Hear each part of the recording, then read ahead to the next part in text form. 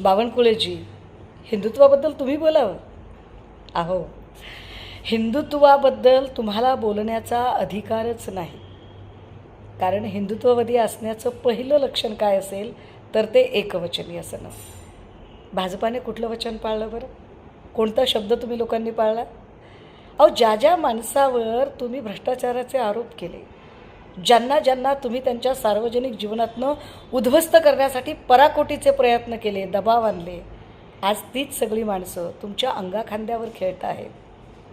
बावनकुळे, हिंदुत्ववादी असण्याचं दुसरं लक्षण आहे ते म्हणजे कोणाला चीट न करणे किंवा चिटिंगच्या कुठल्याही खेळात न पडणे. अहो, तुम्ही परदेशात जाऊन कसिनो खेळणारी माणसं, सट्टेबाजी करणारी माणसं, तुम्ही हिंदुत्वाबद्दल बोलायचं?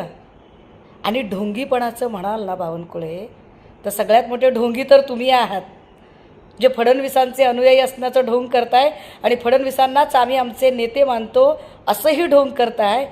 मुळात फडणवीसांच्या अपरोक्ष महाराष्ट्राचा मुख्यमंत्री होण्यासाठीची तुमची महत्त्वाकांक्षा आणि त्यासाठी तुमचे चालू असलेले सगळे छोटे मोठे सगळे प्रयत्न महाराष्ट्राच्या चाणाक्ष नजरेतनं सुटत नाही आहेत. त्यामुळे तुम्ही मुख्यमंत्री बनण्यासाठीचे प्रयत्न आणि त्याच वेळेला फडणवीसांना लॉयल असण्याचं जे तुमचं ढोंग आहे ते ढोंग आधी नीट सांभाळा आणि मग आमच्याबद्दल बोला. माझ्याकडे बोलण्यासारखे अजून चिकार मुद्दे आहेत, पण सध्या तरी एवढ्यावर सोडून देते.